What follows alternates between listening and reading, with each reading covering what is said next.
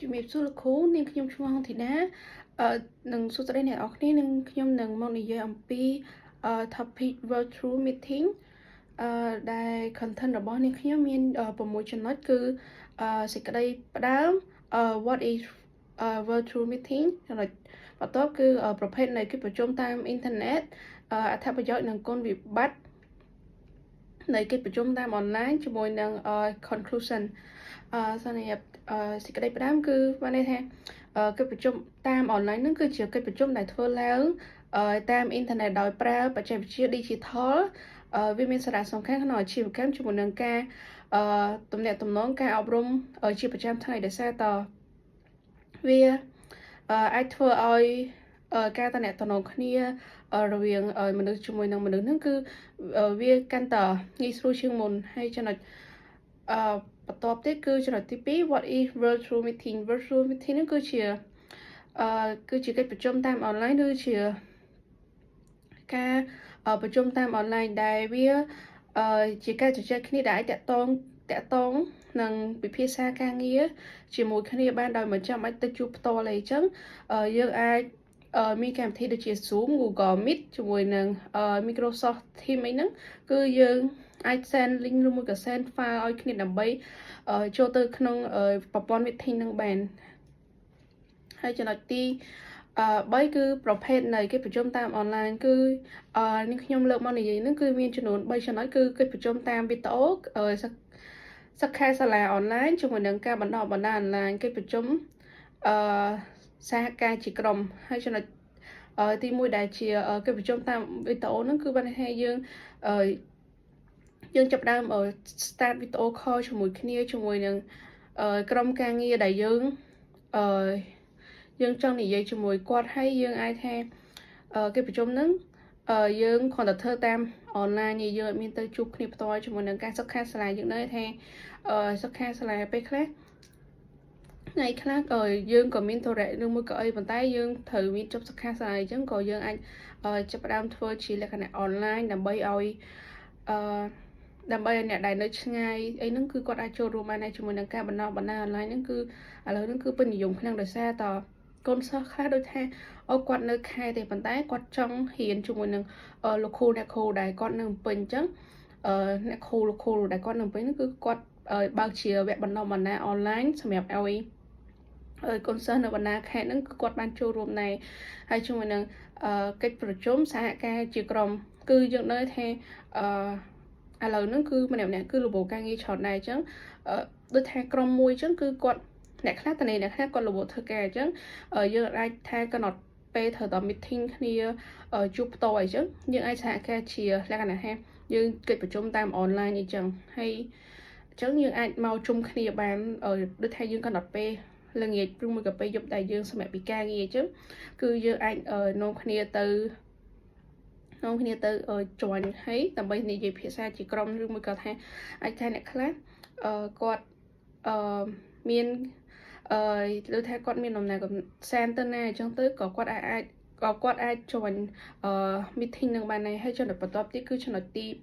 4អត្ថប្រយោជន៍និងគុណវិបត្តិនៃកិច្ចប្រជុំតាមអនឡាញគឺអត្ថប្រយោជន៍គឺមានដូចជាសន្សំថ្លៃធ្វើដំណើរគឺដូចថាយើងធ្វើដំណើរពីផ្ទះយើងទៅកន្លែងកាហ្វេយ៉ាងហោចណាស់ក៏វាថ្លៃធ្វើដំណើរជាសាំងជាអីដែរយើងដឹងថាសាំងឥឡូវក៏វាឡើងថ្លៃដែរអញ្ចឹងយើងអាច meeting អនឡាញហ្នឹងគឺវាសំចៃច្រើនហើយជាមួយនឹងងាយស្រួលនឹងបត់បែនដូចថា meeting តាមអនឡាញយើង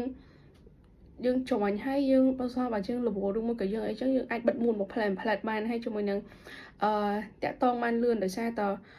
យើងគ្រាន់តែ send link ហើយយើង join បាននិយាយគ្នាហ្មងអញ្ចឹងវាលឿនវាអត់ត្រូវបាច់ចាំណាដូចទៅអង្គុយខាងកាហ្វេអញ្ចឹងគឺយើងត្រូវចាំមិត្តភ័ក្ដិយើងមកជុំគ្នាដើម្បីបានកិច្ចប្រជុំនឹងហើយជាមួយនឹងងាយស្រួលចែករំលែកឯកសារដោយសារតការប្រជុំតាមអនឡាញហ្នឹងគឺយើងអាច share screen មែនអញ្ចឹងយើងមានឯកសារណាដែលយើងត្រូវ share អញ្ចឹងគឺយើងចែកគ្នា share ថាឥឡូវខ្ញុំមានឯកសារនេះអញ្ចឹងខ្ញុំចង់ share អ្នកគ្នាមើលអញ្ចឹងយើង share ចូលក្នុងshare screen ដើម្បីshowមិត្តភ័ក្ដិរបស់យើងបានហើយជាមួយនឹងមួយទៀតអាចថាយើង join meeting ហ្នឹងប៉ុន្តែយើង send file ឬមួយក៏ send អីហ្នឹងវាចូលគ្រប់ទៅយើងបើកមើលបានភ្លាមៗដូចគ្នាហើយជាមួយនឹង ចំណុចមួយទៀតគឺអាចភ្ជាប់មនុស្សជុំវិញពិភពលោកគឺដូចបានន័យថាទោះបីយើងទៅដល់ឆ្ងាយប៉ុណ្ណាក៏យើងអាចនៅតែតំណែងគ្នាបានដែរដូចថាបើសិនជាមិត្តរបស់យើងជាប់រវល់ឬមួយក៏ឥឡូវគេធ្វើទៅខេបទេដល់សិក្ខាសាលាឬមួយក៏ទៅអីចឹងក៏យើងអាចតំណែងគ្នាបានដែរជាមួយនឹងគុណវិបត្តិគឺបញ្ហាអ៊ីនធឺណិតយើងនៅថាកន្លែងខ្លះអ៊ីនធឺណិតខ្សោយចឹង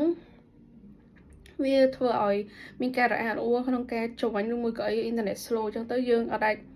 ស្ដាប់គ្នាឮវាដូចថា delay ឬមួយក៏ lag ហើយជាមួយនឹងមួយទៀតគឺបញ្ហាបច្ចេកទេសគឺមនុស្សគ្រប់គ្នាដូចថាខ្ញុំក៏អត់ចេះគ្រប់សពដែរពេលខ្លះក៏នៅមានការភ័ន្តច្រឡំទៅការចុចបន្តិចបន្តួចដូចគ្នាហើយជាមួយនឹងខ្វះការជួបផ្ទាល់គឺយើងដឹងថាការជួបផ្ទាល់ជាមួយនឹងការជួបអនឡាញហ្នឹងវាផ្សេងគ្នាដូចថាយើងជួបផ្ទាល់យើងអាចនិយាយមុខគ្នាដោយផ្ទាល់យើងអាចជជែកគ្នាដោយផ្ទាល់ហើយជាមួយនឹងចំណុចមួយទៀតគឺបញ្ហាសុវត្ថិភាពនិងឯកជនភាពគឺពេលខ្លះ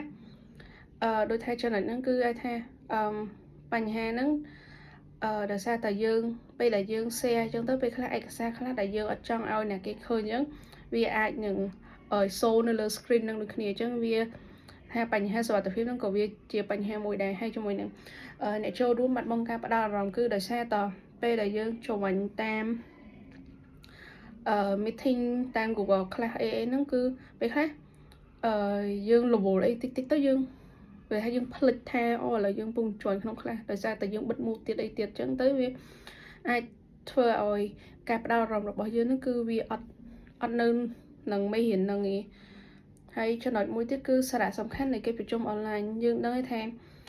កិច្ចប្រជុំតាមអនឡាញបានផ្លាស់ប្ដូររបៀបធ្វើការនិងធ្វើការសិក្សានិង